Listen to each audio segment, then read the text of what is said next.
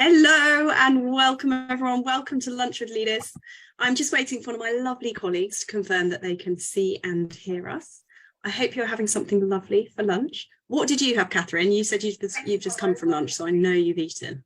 Oh, it was a real treat because we were being fed in this conference. I had a piece of salmon and really lovely salads. So it was all great. Ooh, hello. We don't normally get anything quite. No, It's normally exactly. sort of pot noodles and toasties Exactly. and that sort of thing on Lunch with That's what it is Leaders. for me normally, but the perks of going away for a conference.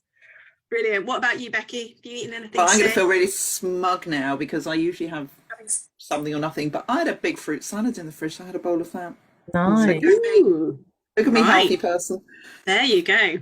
So I have confirmation that you can see and hear us, which is absolutely wonderful. This is the Lunch with Leaders on equipping grandparents. So we're going to give a little bit longer just for a few more people to join. But as you're joining, please let us know where you're joining from. You can tell us what you're eating if you're eating something. That's nothing to do with the ministry. It's just we're just nosy, and I like to know. I like to know what you're doing, so that's good.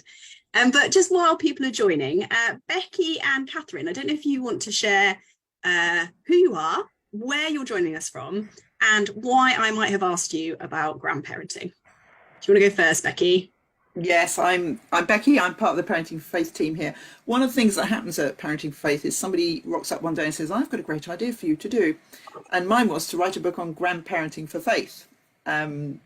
Mainly because most of us who've run Parenting for Faith courses know that you get grandparents who come along, and the situation is different. So that's what I've been doing for the last few months. I've been talking to grandparents and writing this book about what discipling grandchildren looks like in all its glory in different contexts.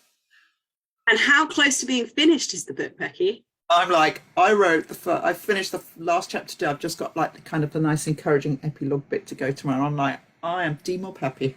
You can see, you're at the bit where you can see the banner and everyone's cheering and like your legs are hurting, but you're breast in the tape to the finish as we speak. Fantastic. Well, thank you for giving up in your final book writing week to come and chat to us. We're really grateful of that. And how about you, Catherine? Where are you right now and where are you normally? Well, before I say that, I am poised to get this book, Becky, having seen the draft copy of it. I honestly tell you, the people I work with will be lapping it up. So we are itching for it. So congratulations to you for a brilliant, really brilliant piece of work. So my name's Catherine, and I am currently in Horsley, which is somewhere outside Guildford. No one ever knows when you're at a conference centre. You just drive to the place. Yeah, you're somewhere. Exactly. So it's our annual ongoing formation conference with all the clergy from our diocese. So it's a good opportunity where everybody gets together. And I work for the Diocese of Arundel and Brighton. I'm part of the formation team. My role is to support anyone with marriage and family life. So try and narrow that down, and it's it's broad. Exactly. But the formation team are cordially invited to this event, which is great because it helps the relationships between the clergy and us, and helps us know how we can best support them, or initiatives that we're doing that we think might be helpful. So it's a good conference because poor clergy, they're so overwhelmed, and often their lives are dealing with drains and gutters, and it's nice to build pastoral issues. So yeah, fantastic. And we picked on you about grandparenting in particular. As you say, your role is diverse and you do many things, but you've done a bit of exploration into this whole area of grandparents, haven't you? Do you want to share a little bit about what you've been doing and why, really? Okay, so I started my job 12 years ago, and at the first sort of marriage and family life meeting that I went to, there was a wonderful lady called Catherine Wiley, who runs an organisation called the Catholic Grandparents Association. And it was very new, and she was talking about the importance of grandparents. So I came back and told my boss, and because I was new, she went, well, run with that. It's a good place to start, because where do you start with marriage and family?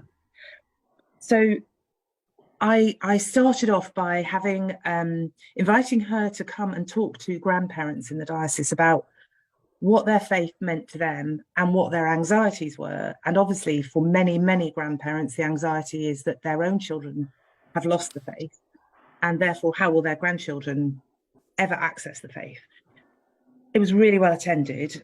And from that, we discerned that really the best way forward was to create little pods of grandparents.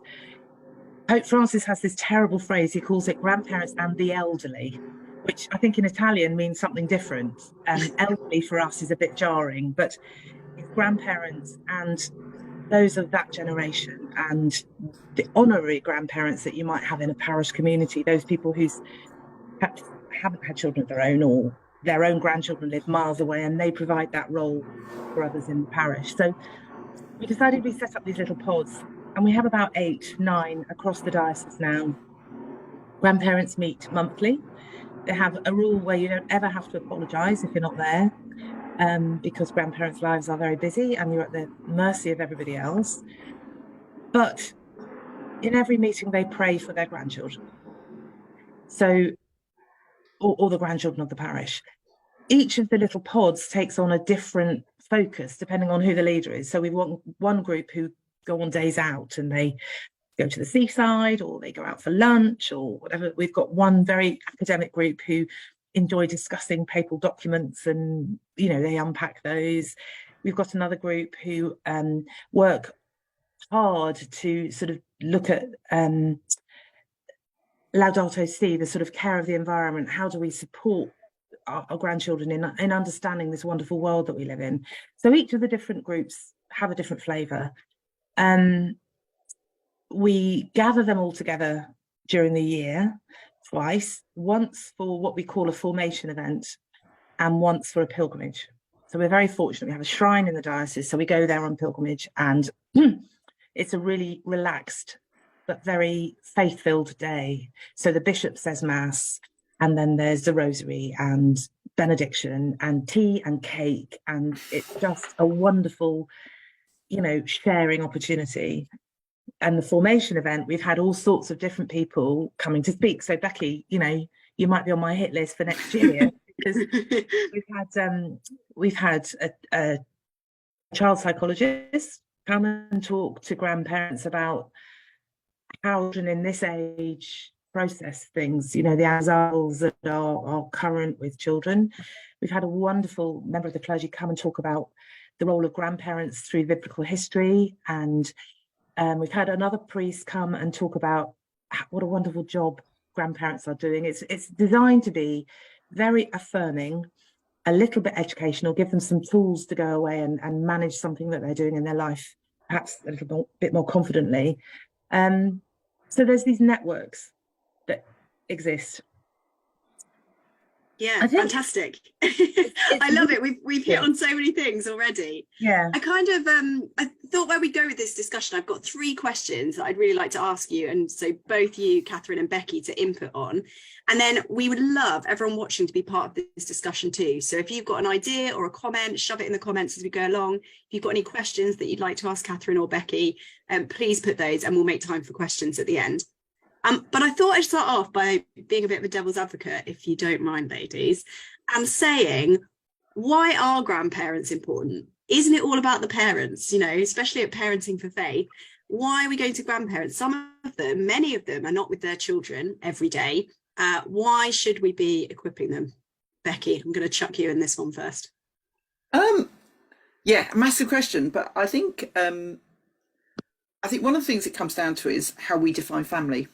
Because if you look at secular science about the role of grandparents, it tells us that grandparents are incredibly important for a child's well-being. It's not just the extra pair of hands and the babysitting and a bit of wisdom for the parents.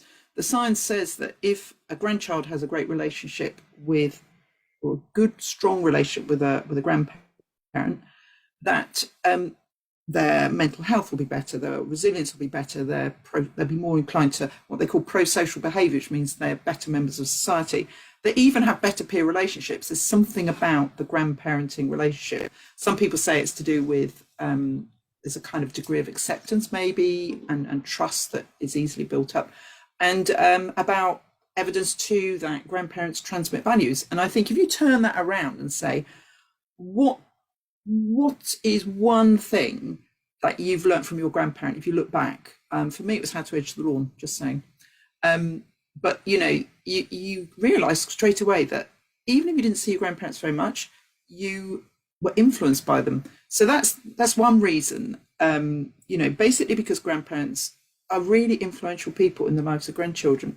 But the other thing is that God's plan for discipleship, parenting faith, we talk a lot about Deuteronomy 6:4-9, memorize the laws, tell them to your children.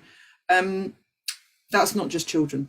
That's the children in your family, because the context Moses was speaking in was that the family was this extended family. If you look at the kind of biblical model of the people of Israel, there were tents, weren't there? You had your nuclear family, one tent, but all your extended family around. So the question is, who raises the children? And it was all the family. So everybody involved in the care and of a family of children is responsible for helping them meet and know God.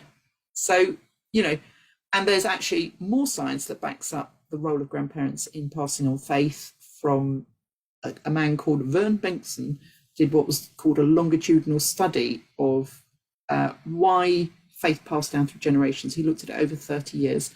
And he came up with what he called the unexpected influence of grandparents. That's in many cases, even when a parent didn't continue with faith, the influence of a grandparent enabled a grandchild to find faith.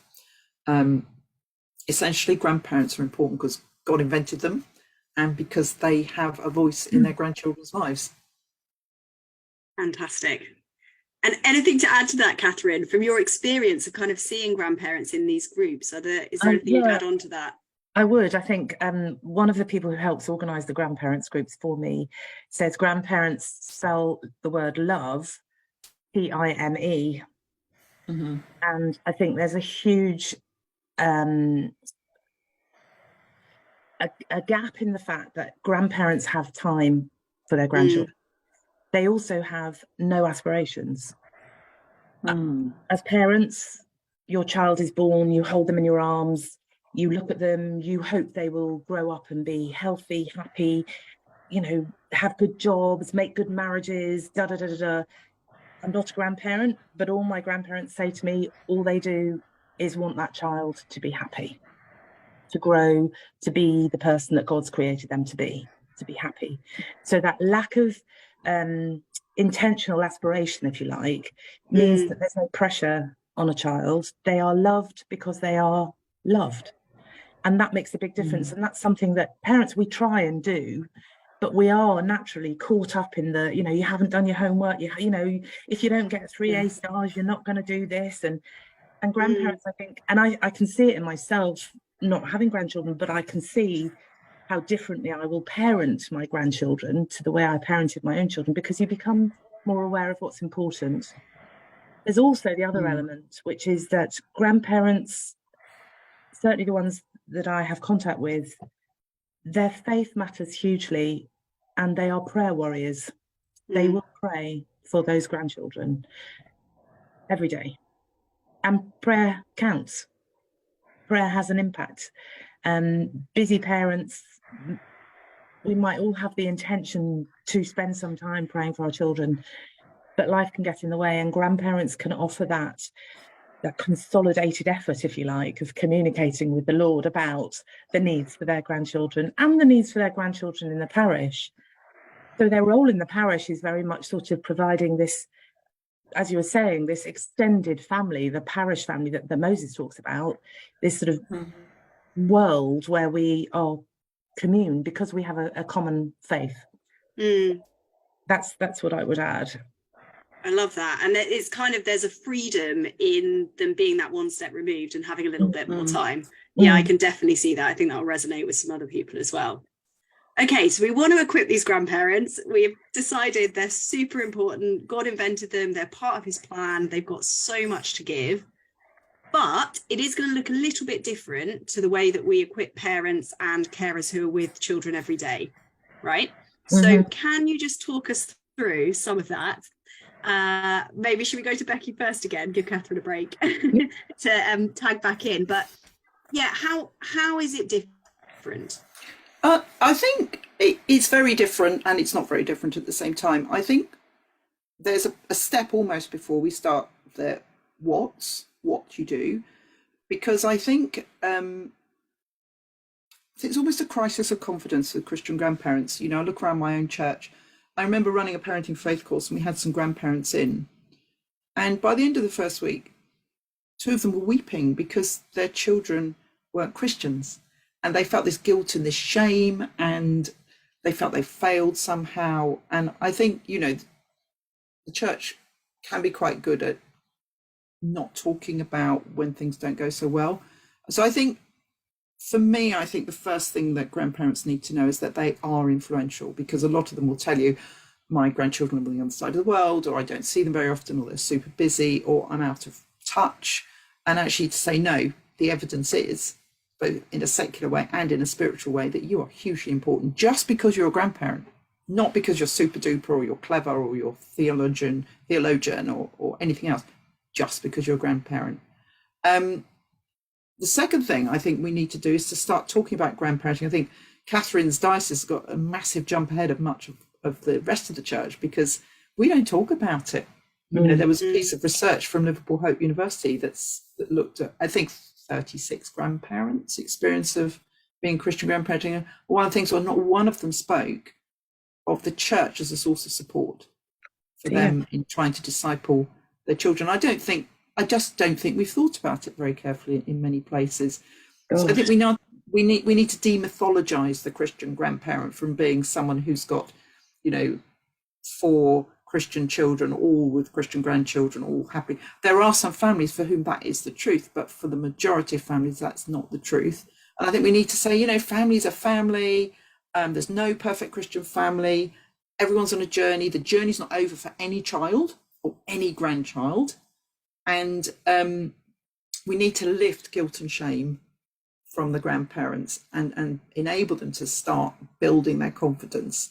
And I think part of that too is recognizing the position of any grandparent. You know, if you want to be part of your grandchildren's lives, if you live around the corner, that's one situation. But if you don't, if your grandchildren all live miles away, or if there's tension in your family, if they're busy and they never come round, faith itself can be an issue.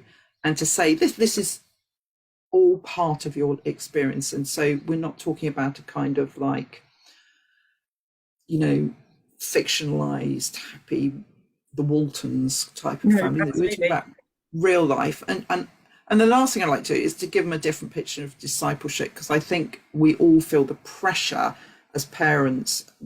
We want our children to pick up faith, and we can put ourselves under quite a lot of pressure. You know, we need to tell them the Bible, we need to teach them this, we need to take them to church, we need to do that. And actually, if you look at how Jesus discipled, the first thing he does is say, "Follow me," and then he rocks off and they trot after him. You know, and you very rarely see in the Gospels a curriculum. You know, they do get to the Sermon on the Mount, but that's kind of incidental. They spend a lot, they just do life with Jesus, and occasionally he drops in these things like James and John arguing about who's the greatest. Jesus says, well, let's have a little think about that one, shall we? A little bit of discipling going on there. But what happens is, over those 3 years, is they just begin to understand who Jesus is and who God is, and they begin to pick up the values and the skills and the faith. So by the time Jesus is resurrected and goes back to heaven, they are just ready to adopt it for themselves. And so I think if we can convey the idea of discipleship as dropping in those bits that present themselves to us about following Jesus, rather than trying to force it down people's throats, and just say to grandparent, you're not the only one on this case. God loves your children, your grandchildren. He wants them to meet and know him. And in many cases, their parents do. You know, there's other influence. You know, do your little bit, and together it's going to build this picture of me that children will begin to recognize them. And then there are some really practical parenting for faith tools which we can adapt. Yeah, absolutely. Catherine, what did you want to add to that? Very much so. I think that we are so blessed in the Catholic Church with Pope Francis, because he is so strongly supportive of grandparents. He talks about his grandmother Rosa, who was instrumental in his faith, and he keeps a prayer card from her in his breviary that he holds and prays with every day. And he talks about grandparents and the role of that extended family, the importance, and the fact that that generation are due respect and relevance, and are not and should not be considered disposable, you know, sent off to nursing homes or euthanized, or, you know, he's passionate about the place of grandparents and the elderly as being really, really, really important in the church. So we're lucky in our faith that we have that stream. But you can borrow him. He's really friendly. So, thank you. I'm glad we have that on recording now. The other thing I think about No Shame is the way we set these groups up is the very first thing we do is we go around the room and everybody talks about their grandchildren. And before you get to number 3, you get someone crying saying, none of my children have been baptized. My children have lost the faith. My grandchildren have been baptized. My children have lost the faith. And then you'll get someone else going, oh, that's the same for me. Oh, that's the same for me. And you immediately get this release. You can see it, a release of shame, where people realize that they're not the only one and that they haven't failed. It's not their own failure that has led to this. Children, we say we want them to grow up and make their own minds up, and then they do, and we go, well, not that one. You know, it's difficult, but the support you get in those grandparent groups are a bit like toddler groups, mums and toddler groups. You know, when you first have a baby and you don't know what to do, and there's someone who said, oh, mine did that, don't worry about it. You know, there's that level of support. And we've had experiences where we've had somebody saying, you know, I'm not allowed to mention faith to my grandchild. My daughter has said, I'm not allowed to mention it. And as a group, over about a period of about a year, they prayed with this lady and prayed for the grandchildren. And by the end of the year, she was allowed to talk about Jesus with that child. So that sort of shared journey of experience is, you know, invaluable. The other thing I think that's really important is, as a grandparent, you're not a parent. There are boundaries, and you need to be really careful to preserve those boundaries. They are your children's children. They are not your children. So you have to respect what the parents want. Equally, in grandma's house, you need to come to an agreement with your own children about what happens in grandma's house. If you want to say grace with your grandchildren in grandma's house, then that needs to be a conversation. But the biggest thing, I think, for grandparents is being a witness for who they are and not being ashamed to say, I prayed for you yesterday. You've got your exams coming up. I'll say a prayer. I'll light a candle. I'll pop into church. Acknowledging the importance of faith in your own life as a grandparent is the thing that leaves the legacy for grandchildren.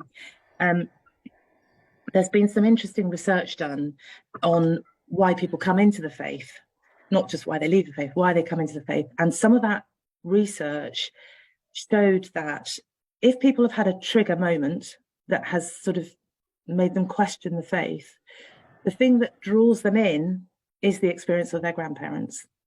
So the experience of their grandparents' lives, picking them up from school and popping into church on the way home, hasn't necessarily led that child to faith. But when something else leads that child to faith later, there's oh yes, I remember. So you're laying groundwork that you may never see the results for by being yourself, by being a faith-filled person and living your life according to the way that you think you should, pays huge dividends. So their skills, I think, people need to be confident. You don't have to do anything. It's not rocket science. It's just being yourself and loving God and sharing that in the best way that you can. Wow. I don't really know what to pick up from that. My mind is whirring in like a million different possibilities now. I love it, Katherine. That's been really, really good food for thought. I know that fairly soon you have to dash off because you're speaking at the conference you're at. So if anyone's got any questions for Katherine or Becky, if you just want to pop those in the comments now so that we still have time to ask them to Katherine. We, in a moment, are going to stop this Facebook live stream and go over. If you'd like to join us on Zoom to discuss a little bit more, you're really welcome to. If you want to stay hiding behind your screen, that's absolutely fine. This will be available to watch afterwards. So if you want to go back and listen to that again and make some notes and really think, okay, what would this look like in my context? You will have the opportunity to do that. Just as we're waiting to see if any questions come in, I'd love just to ask both of you, you've already shared a little bit, but what could this look like in practice? So there's people listening now who are thinking, yes, I'm really fired up. I want to do something. for the grandparents. What might it look like? It's very, very simple, the structure that we've adopted to have these little groups. It works, but it works through being relaxed, very little rules. It's not sort of, every Tuesday, blah. It's having a common purpose, which is to pray for your grandchildren. But it's also the benefit for the parishes or the communities is that you then say the grandparents, we have an annual week for grandparents where schools get involved and schools invite grandparents in and the children show them round and they write prayers for them, or the grandchildren take their grandparents into church. So there's those sorts of opportunities to do things, but also those grandparent groups become then powerhouses for the parish. They could organise new parishioners' evenings because they are a little group of people who have a passion for their faith. The most amazing thing, I think, was we had a lady in a parish who'd lived there for 15 years. And when we started a grandparent group, she came and she said, I've never been able to join a group before because I didn't think I belonged, but I'm a granny, so it's okay. I was like, that's just so wonderful, because how awful to feel that you couldn't join a group in your parish, but that you're a granny, so rock on. It was... I love that. Yeah, that's great. Brilliant. Wonderful. What about you, Becky? What did it look like when you did a grandparenting for faith course? I know you ran a little pilot course. Yeah, Kate well. Irvin, who works with us at Parenting Faith, and I both ran a little pilot course to test some of these ideas. I think one of the things that I was surprised at was how the grandparents really hadn't thought about it. That sounds really harsh. How so much of it was kind of, it was new, but the light bulbs went and kept going on. I can do this, I can do this, I can do this. Oh, this is a thing. And I think the big thing was the boundaries things. Were they allowed? Did they have permission? And I think managing those situations where they felt sad or wish things were different. And I just think when I spoke to Katherine a few months ago about this, I thought these groups are the right starting place. I don't think a course would be as effective, because they need this community to journey with, and these people who can go, just like the toddler group. I remember going to toddler group, my daughter was brand new and so relieved to find out that other kids had done all these awful things, or somebody understood what I was talking about. To say that we are people who have stuff to say, and we have a voice, and we can support and encourage each other. You need somebody who understands exactly, sometimes, don't you? Who understands exactly what it's like for this to happen or that to happen. And I think I would say let's start lots of those groups. And they're so easy to start, really. Whenever we've started them, we've had a service for grandparents in the parish community and said, look, there's going to be a service at 11 o'clock for grandparents, or 10 o'clock for grandparents, and followed by tea and cake. And they come and we have the tea and cake and we all sit in a circle, and I just sort of say, so tell me about your grandchildren, and we go around in the circle and then we say a prayer for them. And I said, well, look, you've just had a group. This is a group. This is what happens. This is what we do. And people are often frightened about taking responsibility for groups because it's the organisation and all the hassle that goes into it. But really, all you're expecting is, a venue once a month. And in my job, we provide topics that somebody might like to talk about. If they're struggling, we can send them something that the Pope said that's new, or it's May, what are you going to do with your grandchildren for Pentecost? Or it's Advent, what are you going to do with your grandchildren for Christmas? So we can send ideas for groups, but quite often they just self-fertilise, really. And these two big events in the diocese help, because it sort of expands, it's like going to a big church day out type thing. You see other people from other places that are experiencing the same. So, it's an easy win. It really is an easy win. And it just gives people the chance to share their faith and to feel confident. I mean, that is music to our ears, Katherine. Thank you. All the leaders here are going, yes, something that is an easy win, that's really, really effective, that equips and empowers people and makes a difference. So we love it. Thank you so much for your time. We're going to stop streaming in just a moment. If you want to join us on Zoom to come and talk about this a bit more and what it looks like in your context, click on the link now and you're welcome to join us. Just a little reminder that the babies and toddlers course is starting up on the 13th of June. So that's if you have parents and carers in your church or toddler group, your community with under 3s in particular, but under 5s is good as well. You can join us as a church or a group. Or if you are a dad or a male carer, we've got a group especially for them to have dad chat without any of the mums steamrollering them. So do spread the word for that. We'd really like to have loads of men and loads of dads thinking about how to nurture spirituality in their babies and toddlers. And Lunch with Leaders will be back next month, back on the 10th Wednesday in June. And we're going to be talking about praying with children and young people. So we'll have Rachel Turner back with us for that. But yeah, come on over to Zoom if you want to chat a little bit more. And as I say, this will be available later. And the Grandparenting for Faith book is out in January. But if you want to know when it's out and pre-order it and all those things, sign up to our mailing list or follow us on social media. Those are the best places to get our news. But thank you very much, everyone. I'm going to stop.